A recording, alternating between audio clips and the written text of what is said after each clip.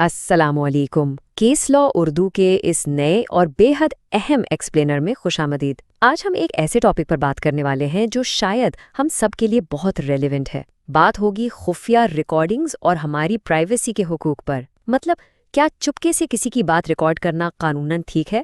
آئیے دیکھتے ہیں۔ اکثر ہمارے ذہن میں یہ سوال آتا ہے کہ فرض کریں کسی کی باتوں کو چپکے سے اپنے فون یا ہڈن کیمرہ پر ریکارڈ کر لیا جائے تو کیا اسے عدالت میں ثبوت کے طور پر پیش کیا جا سکتا ہے؟ سننے میں تو بہت آسان لگتا ہے، لیکن پاکستان کے قانون میں اس کا جواب خیر کافی حیران کن ہے۔ چلیے اس کی گہرائی میں جاتے ہیں۔ تو آج کے اس ایکسپلینر کا سٹرکچر کچھ یوں ہوگا۔ پہلے ہم کیس کا بیک گراؤنڈ سمجھیں گے، پھر متعلقہ قوانین دیکھیں گے، اس کے بعد آئین میں جو پرائیویسی کا حق ہے اس پر بات ہوگی، پھر ڈیجیٹل ایویڈنس کے رولز اور آخر میں اس کیس کا حتمی فیصلہ۔ تو شروعات کرتے ہیں پہلے حصے سے، تعارف اور کیس کا پس منظر۔ ہم جس کیس کی بات کر رہے ہیں وہ ہے کرمنل پٹیشن نمبر 248/2016، جس پر سپریم کورٹ آف پاکستان نے اپنا فیصلہ سنایا۔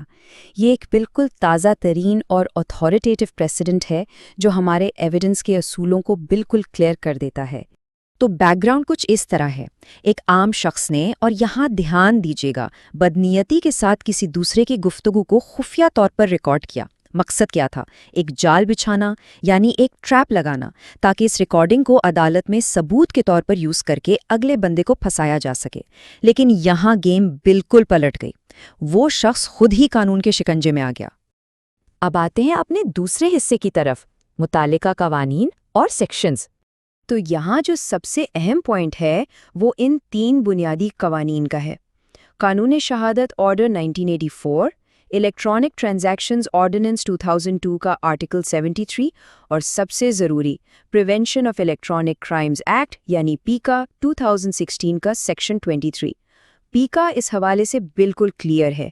کسی کی آواز یا تصویر کو بدنیتی سے ٹرانسمٹ کرنا یا بغیر اجازت نگرانی کرنا یہ ایک سنگین جرم ہے، بالکل کوئی چھوٹی بات نہیں۔ خیر، شاید اپنی ہی کسی نارمل کانورسیشن کو ریکارڈ کرنا ہمیشہ اللیگل وائر ٹیپنگ نہ ہو، لیکن 2 دوسرے لوگوں کی آپس کی گفتگو کو ان کی اجازت کے بغیر چپکے سے ریکارڈ کرنا یہ خود میں ایک غیر قانونی فعل ہے۔ یعنی جو شخص یہ ریکارڈنگ کر رہا ہے دراصل وہ خود کرائم کر رہا ہے۔ اب یہاں روٹین ریکارڈنگ اور اللیگل انٹریپمنٹ کے فرق کو سمجھنا بہت ضروری ہے۔ دیکھیں، ایک عام سیکیورٹی کیمرہ ہے جو روٹین میں چل رہا ہے، قانون اسے مانتا ہے، لیکن حاکم علی بھٹی کے اس پریسیڈنٹ کے مطابق کسی کو پھنسانے کی نیت سے نجی طور پر خفیہ ریکارڈنگ کرنا قابل سزا جرم ہے۔ ان دونوں چیزوں میں زمین آسمان کا فرق ہے۔ اگلا حصہ بہت اہم ہے، کانسٹیٹیوشنل رائٹ ٹو پرائیویسی، یعنی رازداری کا آئینی حق۔ ہمارے آئین کا آرٹیکل 14 پوری طرح واضح کرتا ہے کہ انسانی وقار اور گھر کا تقدس یہ پامال نہیں کیے جا سکتے۔ سپریم کورٹ نے اس آرٹیکل کا حوالہ دیتے ہوئے بڑی سخت بات کی۔ انہوں نے کہا کہ کسی شہری کی پرائیویٹ گفتگو کو ریکارڈ کر کے اسے عدالتی ہتھیار بنانا سیدھا کانسٹیٹیوشنل گارنٹیز پر ایک حملہ ہے۔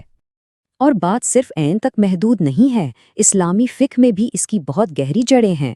سورہ الحجرات میں بالکل صاف حکم ہے، لا تجسسوا، یعنی تجسس نہ کرو، جاسوسی نہ کرو۔ یہ حکم بغیر اجازت نگرانی کرنے سے پوری طرح روکتا ہے۔ تاریخ اسلام سے ایک بہت زبردست مثال ہمارے سامنے آتی ہے۔ حضرت عمر رضی اللہ تعالیٰ عنہ رات میں گشت کر رہے تھے تو انہیں ایک گھر سے کچھ شکوک و شبہات والی آوازیں آئیں۔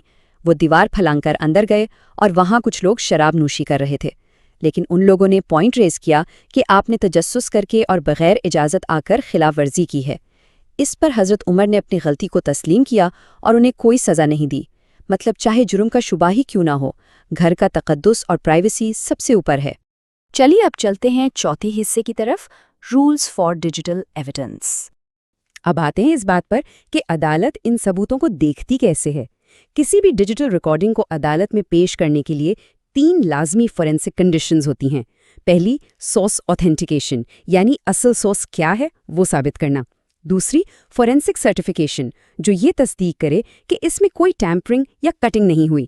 اور تیسری، چین آف کسٹڈی، یعنی ڈیٹا قانونی طریقے سے کلیکٹ ہوا ہے یا نہیں۔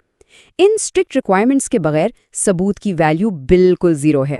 اسی حوالے سے 2024 کا ہمنا کیسر کیس ایک بہت اہم پریسیڈنٹ ہے۔ اس کیس نے یہ اصول طے کر دیا کہ اگر کسی بھی ریکارڈنگ کا سورس یا مالک ویریفائی نہیں ہو سکتا تو اسے عدالت میں کسی کے خلاف بھی ایز ایویڈنس یوز نہیں کیا جا سکتا۔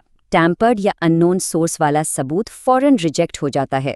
اس پوائنٹ کو اور کلیئرلی سمجھنے کے لیے ظاہر جعفر کیس اور اس کرنٹ کیس کا موازنہ کریں۔ ظاہر جعفر کیس میں CCTV روٹین کا حصہ تھا، پولیس نے اوریجنل DVR نکلوایا اور پنجاب فورینسک سائنس ایجنسی نے باقاعدہ فورینسک سرٹیفیکیشن کی، وہ ایڈمیسیبل تھا۔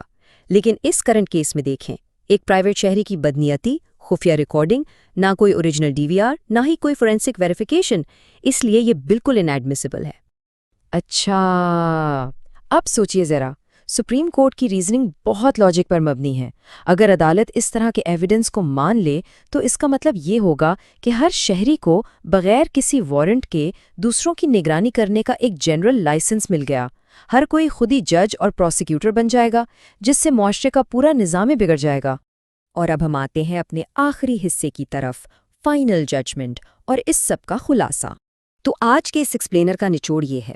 پہلی بات، سیکرٹ ریکارڈنگز کے لیے اسٹرکٹ فورینسک آتھینٹیکیشن لازمی ہے۔ دوسری، کسی کو پھنسانے کے لیے نجی نگرانی کرنا پیکا اور آرٹیکل 14 دونوں کی خلاف ورزی ہے۔ تیسرا، ایسی غیر قانونی حرکت کرنے والے خود قصوروار بن جاتے ہیں۔ اور آخری بات، ان ویریفائڈ یا ٹیمپرڈ ڈیجیٹل ثبوت کی عدالت میں کوئی حیثیت نہیں۔ فائنل ورڈکٹ سے ٹھیک پہلے ایک ٹیکنیکل مگر اہم قانونی اصول سن لیں۔ Double پریزمپشن of انیسنس۔ اس کا مطلب یہ ہے کہ جب ٹرائل کورٹ کسی ملزم کو بری کر دیتی ہے تو اسے بے گناہی کا دوہرا فائدہ ملتا ہے، ایک ٹرائل سے پہلے اور ایک بری ہونے کے بعد۔ اسی لیے اپیلیٹ کورٹس بری ہونے کے فیصلے کو تب تک نہیں چھیڑتی جب تک کوئی بہت ٹھوس وجہ نہ ہو۔ تو فائنلی سپریم کورٹ کا حتمی فیصلہ کیا تھا؟ عدالت عظمیٰ نے اس پیٹیشن کو مکمل طور پر مسترد کر دیا، اپیل کی اجازت دینے سے انکار کیا اور بری کرنے کے اس فیصلے کو برقرار رکھا۔ اس فیصلے نے کانسٹیٹیوشنل رائٹس کو اپہولڈ کیا ہے۔ اگر آپ سب کو یہ ایکسپلینر معلوماتی لگا تو اس چینل کو ضرور سبسکرائب کر لیں۔ اور آخر میں ایک فکر انگیز سوال چھوڑے جا رہے ہیں۔ اگر واقعی اس چیز کی چھوٹ مل جائے کہ کوئی بھی خفیہ ریکارڈنگ کرے اور اسے عدالت میں ہتھیار کی طرح یوز کرے، تو کیا ہمارے اپنے ہی گھروں میں جو آئینی حق کے رازداری ہے، کیا وہ واقعی باقی بچے گا؟ اس بارے میں ضرور سوچیے گا۔ اس ایکسپلینر کو یہیں ختم کرتے ہیں، اگلی بار ایک نئے ٹاپک کے ساتھ پھر ملاقات ہوگی۔